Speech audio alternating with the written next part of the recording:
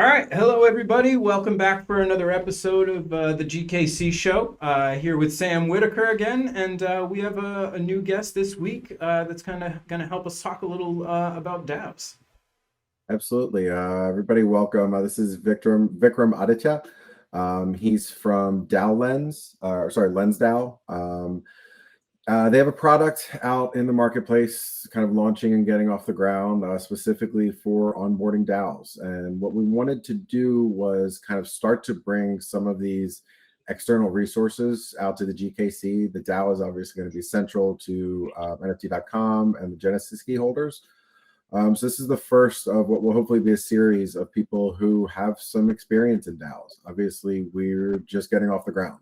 So we have to learn to crawl, then we have to learn to walk, and then we have to learn to run. And obviously in tandem with the leadership group, we're all gonna have to work together to make it happen. And it can be a tough needle to thread, from my understanding, to get a DAO off the ground and get it actually working and functional. So for me, as much external help as we can get, as much learning that we can do from other people's mistakes in the past, that'll just make our onboarding even faster. And it's reiterating that feel of the Web3 community, that it's collaborative. The more we work together, the better off we'll be, the faster we'll get it done, and the better all of our DAOs will be. So without further ado, I'll introduce Vikram. And Vikram, I guess if you could tell us a little bit about your company, what you do, how you got started in DAOs, things like that. Absolutely. Thank you, Sam, and thank you, Mark. I am Vikram. Of course, I have a product and design background, and I'm the co-founder and CEO of DAO Lens. What we do is essentially, our hypothesis is that DAOs are going to go more and more mainstream. We are not going to go in and bet on whether the terminology DAO will exist or we'll move to a new terminology. We do not bet on the fact whether governance will continue to exist or it will evolve. It's simply this idea that over the last 4 or 5 years, a lot has happened in the DAOverse. Primarily, if you see, there is this notion of a group of people coming together, working independently and still getting stuff done.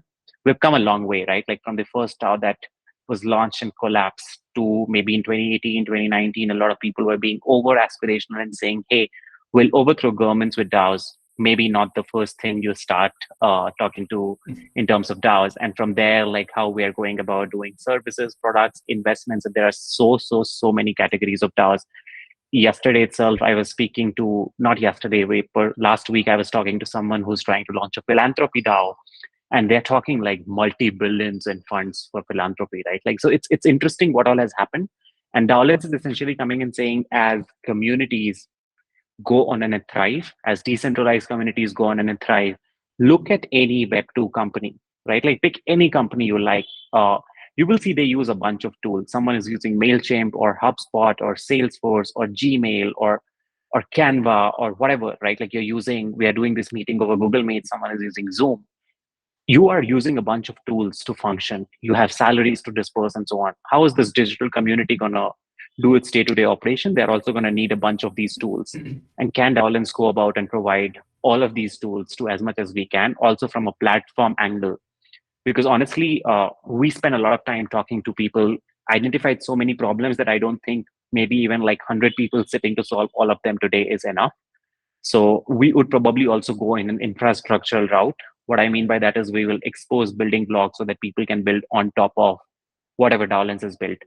But long story short, or TLDR, we are trying to build a suite of tools for communities that are decentralized, or more appropriate would be any digital community, to manage its day-to-day operation now, whether it's onboarding, whether it's contribution management, whether it's processes that happen with their treasury, whether it's discovery, whether it's operation, whether it's sales, everything in the long run. That's really interesting, and it's interesting that you brought up kind of the history of DAOs. That it's kind of like the history of distributed ledger technology in general. It started off with the, screw the man, like we're going to take this down, anarchy, like we own this, and that's fun for a little while, and you make a little bit of money, but it's not really reasonable for a long-term solution. And we talk about this a lot, how the buzz term is Web3. But in reality, the goal should be Web 2.5 or Web 2.75, something like that. There needs to be some kind of centralization kind of to your point about somebody has to make sure the lights stay on, people get paid, people have health insurance, lawyers get hired, unfortunately, something like that. And the DAO is and can be supportive of that. But especially in the early stages of a DAO, there has to be some centralization. And that's one of the things that I think we all appreciate about how NFT.com is doing things. They're committed to this being a DAO run organization, but they understand that it's at this point, it'd be like giving a 7-year-old the keys to your Maserati. It's not going to work. You have to have a little bit of training. You have to have a little bit of onboarding, to your point. And the more information we can get and the more lessons we can learn from people who have done it, the more successful we're going to be, or the better chances at success we're going to have. So with that said, Vikram, what are some of the things that, an aspiring DAO might want to look into for considerations when they're getting started? Yeah, absolutely. And it's brilliant that you bring this topic up here, Mark, because I have honestly seen DAOs that are doing things the right way and DAOs that are just going with the idea of like, or maybe let's say with the motion of what is also known as FOMO, fear of missing out, or maybe whatever is just happening in terms of, hey, how do you go about launching a DAO because everyone is talking about a DAO at this point in time, right? Like, so we go in and talk about it at length, even in one of our blogs that says that, hey, should you make your org a DAO? And that is a question where we just go in and talk about like 7 or 8 pointers. I could share the link with you so that you can probably attach it as a note for people who are interested in diving deeper at a later point in time to learn. But on a high level, these pointers that I'm talking about are broadly things like, hey, can you think of a community in a way where the community model grows stronger with a contribution? Let's say I'm writing hotel reviews. Mark adds a hotel review. The community benefits from it, right? Like if Mark is adding a value that really doesn't empower the community or the network is not getting stronger, there is a flaw. You shouldn't really be thinking about a DAO. The second thing is, okay, that's the first checklist. Have you experienced decentralization at your core? What I mean by at your core is, does Sam, for that matter, know what it means to work in a decentralized setup, right? Like a lot of people come and say, hey, we want to decentralize. And then they go into these calls. There's this person who's trying to run the meeting. They come and say, we should build this. And a developer comes with a tangential suggestion. And then they're like, okay, I don't really like him making or her making that suggestion, right? It's like most of these people don't really understand. So do you embrace decentralization at its core? Are you okay with DAO ecosystem ambiguity, right? Like, so anyone who's thinking of starting a DAO, they need to understand that I started it with this note, right? Like the DAO as a terminology itself may not really be relevant in the long run. And what I mean by that is like the terminology will change because everything is evolving. We are still like talking about 4 or 5 years of history at its best since DAOs have been like evolving significantly. And that just means that maybe you will come up with a model that needs to be thrown out of the door. So don't get too attached to things. Be okay with the fact, put the right set of people, be okay with the fact that things may change tomorrow, put the right set of the people behind the wheels so that if they are like if they're face to face with ambiguity, they can figure out stuff. And then the last, like, again, the next pointer is, have you experienced governance models across DAO? So most of the people, it's very easily explainable, right? Like, hey, majority of the people vote to something as yes or no, and a motion gets passed. And then there are obvious flaws to it. Let's say there are 100 people in a community. When you float a proposal, only 10 of them look at it. Can you say that, okay, 9 of them voted, so we should probably say 90% of the people participated because only 10 of them ran into it? Or do you just wait for the 50 to like actually look at the proposal, which may never happen? So what I'm talking about is there are these governance models that are in play. Very, very, very important to understand how you really want to drive people collaboration and how stuff gets approved, rejected, passed.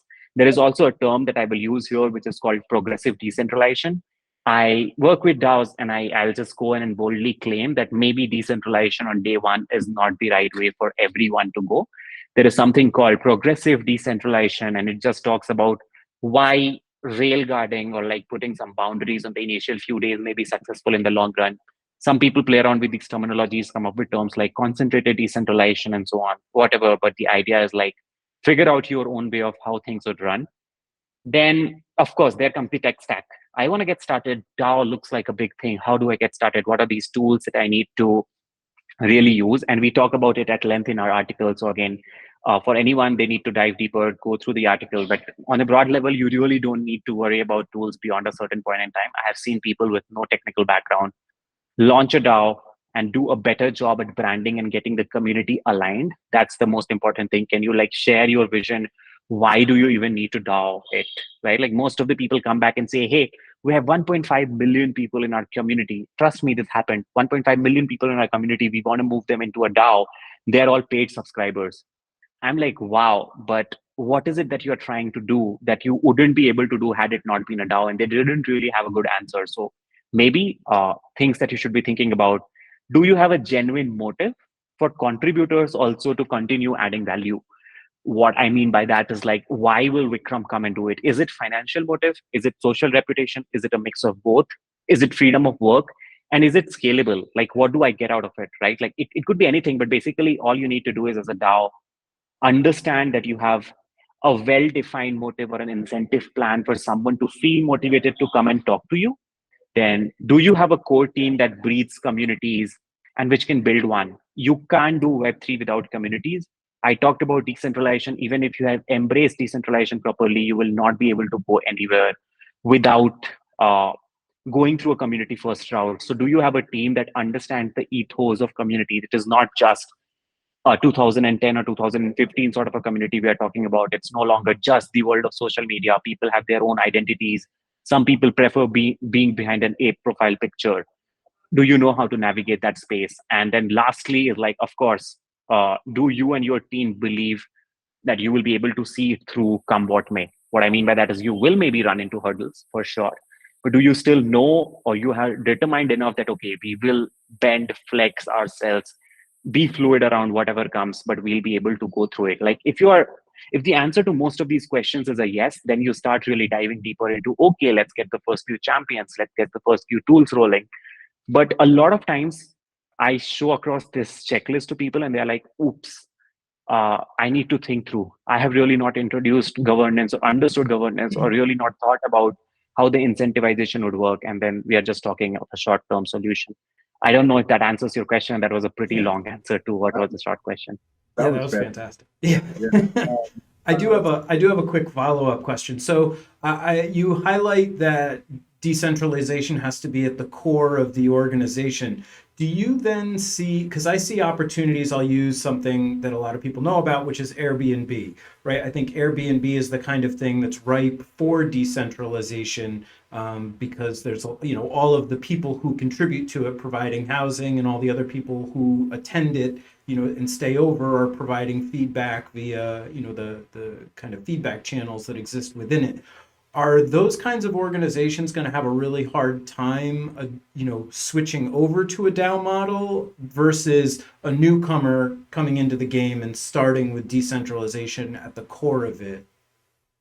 Yeah, Mark, brilliant question. And I just want to be like a little vulnerable here with what happened or what are the mistakes we made at DAO, right? Like when we were doing DAO, on day one, we thought that we would probably just go about decentralizing everything. And remember, I was just talking about how you need to have guardrails in place.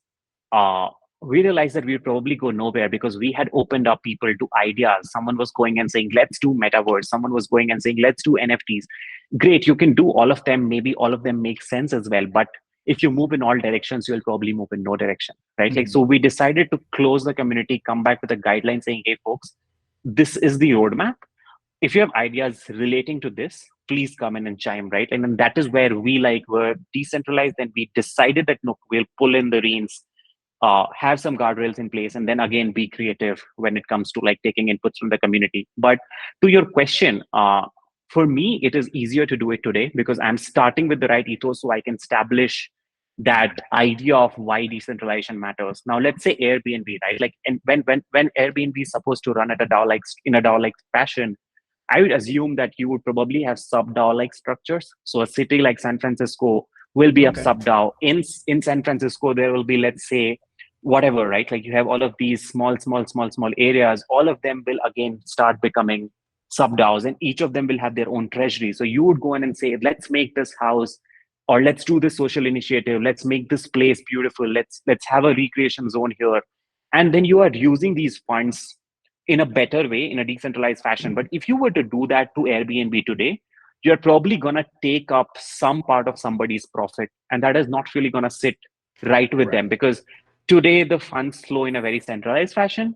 So simply for that reason, you would always have a friction. Like when you have tasted power, no one wants to really let go of that.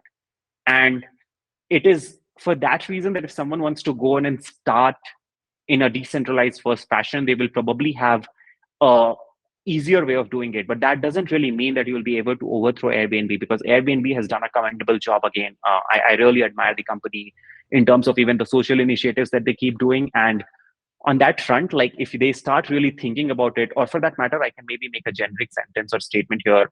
Our belief is like even centralized, like the first people who will move to a DAO-like setup will be founders who are new. When Apoorv, who's my co-founder, and I, the two of us, we were thinking of starting something in Web3 space. We had not really come down to that something being DAO specifically.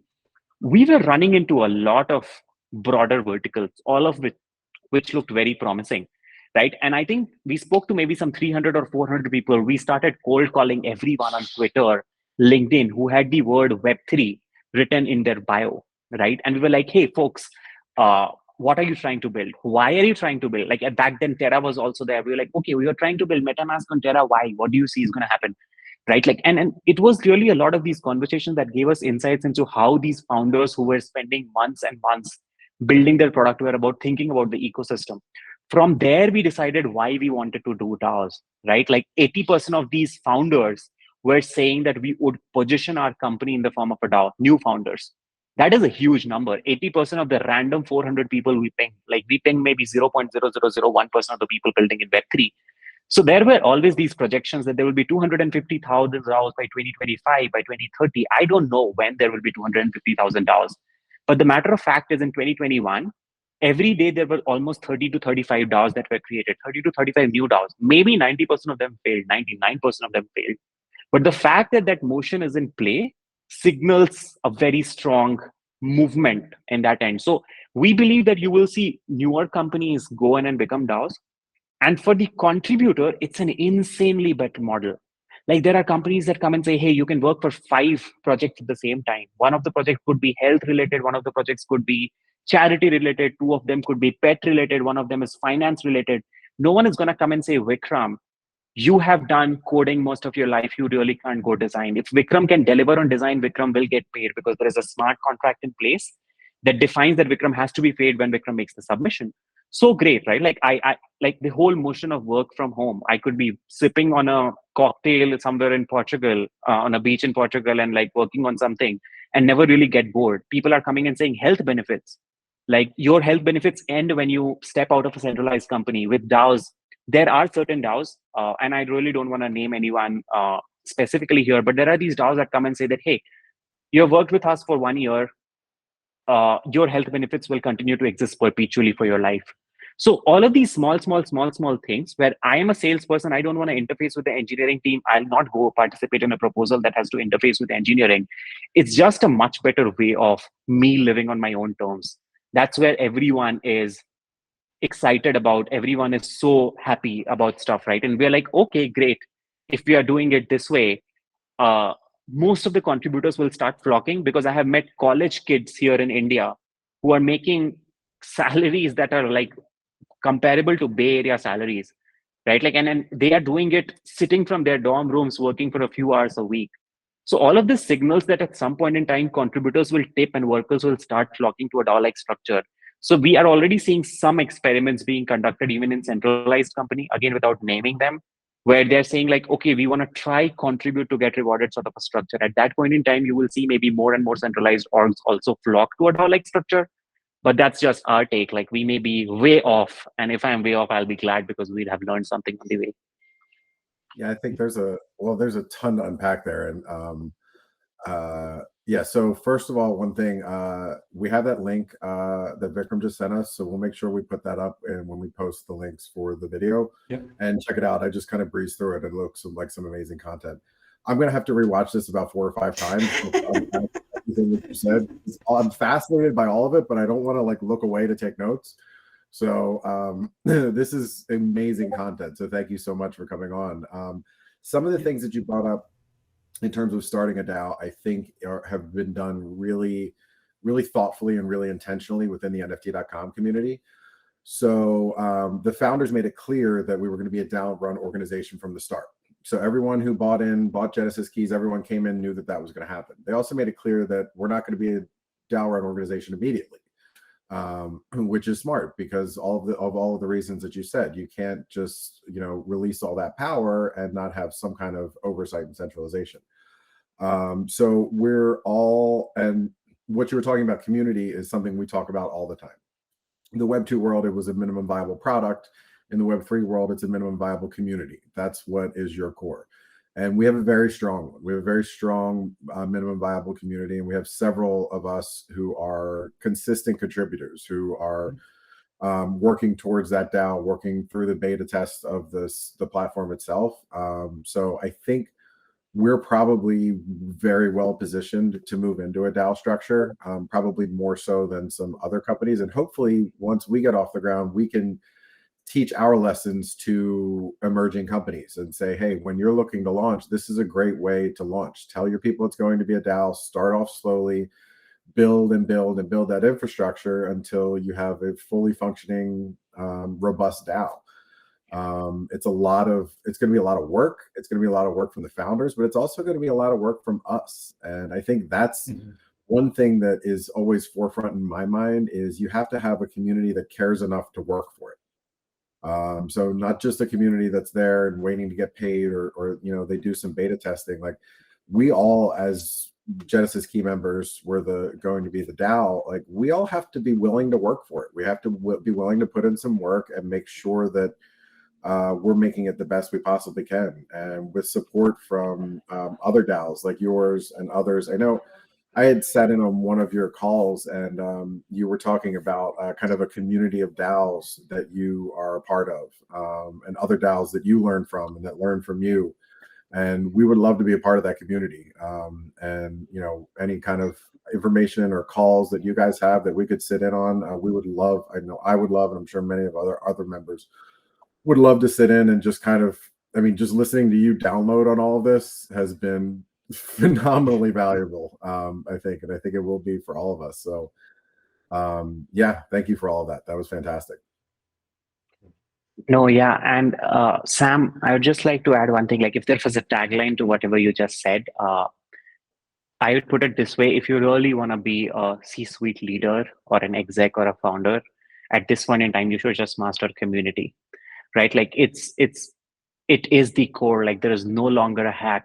Gone are those days of like, of course, the fundamentals of how or what defines a good leader do not really change. But unless you have mastered community, you're going to have a really, really tough time in 5 years or 10 years in any leadership position. It is the future. It's right here. You will have no option but to move in that direction. And a big piece of that, I think, is visibility and interaction. So, you're the CEO of your company and your face is here on a burgeoning DAO. You're reaching out to us. Our leaders within NFT.com are on the Discord channel all the time. They're available. They respond to emails. And I think as for people who, that's a fantastic way to put it, for building companies, like you have to be willing to be front and center. You have things to do, you have administrative responsibilities, but you need to put yourself out there. And especially within a DAO, they need to know that they're working with the management team, not in spite of or for, more like. Yeah, absolutely. Just build it. Like, don't keep that thought inside because the cost of regret will be very high. We are dealing with such an open problem statement right now that like there are no references. I keep running into people who are like, hey, but who has done this in the past? And the answer to that is like no one. You're supposed to go hit the whiteboard, define the first principles. From the first principles, what exactly is the problem that you're trying to solve for?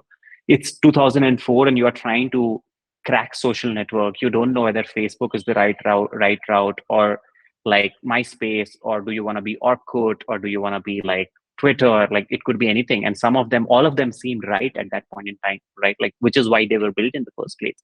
The thing is, like, it's a white space. You need to be very cautious in where you are moving, but you also need to be bold. Otherwise, you will not move anywhere and someone else will move in your direction. So many low-hanging fruits. Every day we sit as a team. We're super excited. We're like, okay, we're trying to solve contribution. Hey, there are 5, 10 right, like 5 to 10 right options. Which one do we go for? At some point in time comes the idea of how much do you understand the community and how much of a risk are you willing to take. But it's also about, are you really open to community? Like, for example, we didn't start building Talents unless we had spoken to 400 founders. We didn't launch onboarding unless we had run like 50 mocks on 50 different calls. We launched onboarding at one point in time. We realized, okay, people are coming and saying, can you do this? Can you do that as well? We were not running into even one meeting. And I'm so happy about that, where people were like, hey, we don't need your product. Everyone was like, where have you been all these days? So we're like, okay, great. This is superb. But now you need our product. And then we hit that bottleneck where we're like, we cannot really manually configure it for all of them. So that's a good problem to have. So we are now launching self-serve in 5, 6 weeks, which is to say that you can come on our website, click on a few links, deploy at least a default template for everyone. And that's been the journey. When we did onboarding, people were like, okay, you have activated 10 people in my server now. What do I do with these 10 people? Help me manage them, right? And that's where project management or contributor management is coming in. And the processes are so broken. Like, can you imagine the number of tools people are jumping through? Everyone looks at solving for contributors, which is why we decided that, okay, we really want to solve for an admin. What that means is, like, you can go on and make life easy for a contributor, but on the admin end, it's a horrific site. People are jumping between 100 Telegram groups. They're like, I have to go here, I have to keep a track here, I have to come click, drive a link on Notion, I have to ensure that my community is updated, I want to be transparent. Like, oh my God, it's so much painful. We're like, can you fix that? Like, remove all of these point solutions. There will be a platform that wins it in the long run. Yeah. So not wins it in the form of centralization, but wins it in the form of, like, which is really giving a value add. And that's what we are working towards. So couldn't agree more with anything you said. Yeah, Discord fatigue is a real thing, and it everybody seems to flock to that as the tool set to be able to put their community together, and it works, but I don't know that it's the long-term answer. Yeah, I don't think so, because we have had Discord CEOs will go in and say that publicly that they are not going to really focus on DAOs per se. Mhm. And I really hope that they change that sentence, or even if they don't publicly change that sentence, the product evolves in a way where it's more friendly. But one reason that's also happening is, like, see, if I'm trying to launch a new DAO today, me going and saying that I want to do a DAO on, let's say, a different random tool, which is called Alpha. If I go on the tool Alpha, I'm asking basically anyone who's coming to my DAO to go to Alpha and do their day-to-day, while all the remaining DAOs that I'm, like, my contributor may be working with are on Discord. That's a complicated flow even from a contributor perspective. So it's messy, and someone needs to come up with a solution where you can, like, migrate in mass whatever is happening on Discord, or Discord evolves into a tool. It's not really easy doing what Discord or Slack did, right? Like, so it will take some time, but I have seen some phenomenal efforts being made there as well. Too early to say which one will win, but some very brilliant efforts being made. And that's what excites me about Web3 in general. Like, so many problems, undefined structures, ambiguity, but at the same time, some of the best brains in the industry are working on fixing them. So I'm, like, super bullish on what we are going towards in the next few years. That's interesting. One thing you just said triggered a question for me. When you're, I've talked with people before about how we're in the Web3 world, but everything that we're using to drive our Web3 business is a Web2 solution. So Discord is a Web2 solution. Google Meets is a Web2 solution. Google Pages or Google Drive is a Web2 solution. All of it. Are you seeing anyone out there? And this is just for me personally. Are you seeing anyone out there who's looking at a messaging community-based something like a Discord that is actually a Web3 solution? I have, like, there are people who are trying to go on and have on-chain messaging or messaging tied to your wallets and so on. And those experiments, it's again too early to say whether one of those experiments will win or not. But there are two sides I have seen. There are certain DAOs. I'll stick to topics of DAOs because that's what I understand the most. There are certain DAOs like DY by DX and so on, which are brilliant in terms of sticking to on-chain processes. Want to take a note? I'll do on-chain. Want to follow up? I'll do on-chain. Want to keep a tab on things? I'll do on-chain. Want to award a badge for someone who contributed? I'll do it on-chain. On the other end, people are still struggling. They're like, okay, I feel comfortable with Notion or Airtable or Typeform. It's easy to use. Let's get running with that. And in my view, it really doesn't matter. Like in the cycle of app and infrastructure, you will see you first need a lot of apps built before you start solving for infrastructure, right? Like I think we are at this sweet spot where the first peak of app phases come, and there will be more and more apps that come in future. But now there is a need of a little bit of infrastructure. But at this phase, you will maybe mostly see a mix of Web 2 and Web 3 tools. So anyone who comes and says, isn't it really bad that there are certain tools that are Web 2 and certain tools that are Web 3? I'm like, no, it's really okay. I get it that the data is still centralized at some point in time, but the idea is not to say that I will not use Notion or Airtable or whatever it is, come what may. The idea is we are trying to decentralize everything. It's maybe partially decentralized. In the process, we'll realize we were maybe never really set to be completely decentralized. You yourself mentioned 2.75, right? Like Web 2.75 or Web 2.5. I think we'll hit what the ideal vision of Web 3 is, but that's a massive jump from Web 2 to Web 3. There's like, it's a massive jump. So you probably need a transient state, and that is what you are referring to. Will not stick there for the long run, but I just think it signals maturity in the ecosystem. Yeah, and I think the bottom line to kind of sum everything up is you're obviously much further along in the DAO world than we are. We'll be catching up, but there are no subject matter experts because we're writing the book, all of us here. Again, you're far more experienced, but as we develop our DAO for NFT.com, we're going to help to write a couple pages in that book, and DAO Lens will write a few pages in that book, and other DAOs, and again, I keep coming back to it. The more we collaborate, the more we work together, the more we learn from each other, and the better we can make it for everyone, and the easier we can make it for those who come after us. So we plan to definitely take up the mantle as we launch to help educate future DAOs. And I can't tell you how, and this went even better than I could have possibly imagined. Your knowledge, so much information. So much information and so much good information. I can't thank you enough for coming on. This is fantastic. And we would love to have you back sometime when we get a little bit further down the road. And I would love to stay in touch as well to see, hopefully with, as DAO Lens, their products come on board, maybe it can be something that would work for NFT.com. This has been fantastic. Like I said, as soon as the video is ready, I'm going to rewatch it about 4 or 5 times. Absolutely, Sam. It's my pleasure, and you're very kind. Well, and we hope that everybody watched through till the end so that we could tell you to like, subscribe, comment. We'll have links down below in the description. Smash the like button, of course, I always forget. And yeah, I think that wraps up the show for today. I definitely could stay on here for another half hour because I have a ton of questions that I'd love to ask you, Vikram. But in the interest of saving our audience from hours long podcast, I think we should probably. It's very interesting. Like, we're recording this podcast exactly at the same time where we have revealed 46 of our angels. So the minute I came on this call, there was a massive embargo, and there will be a lot of press coverage around who all has shown. So we ran into some immense support for DAO Lens when we were going for fundraise. And of course, as first-time founders, that was great. But we just made all of that public.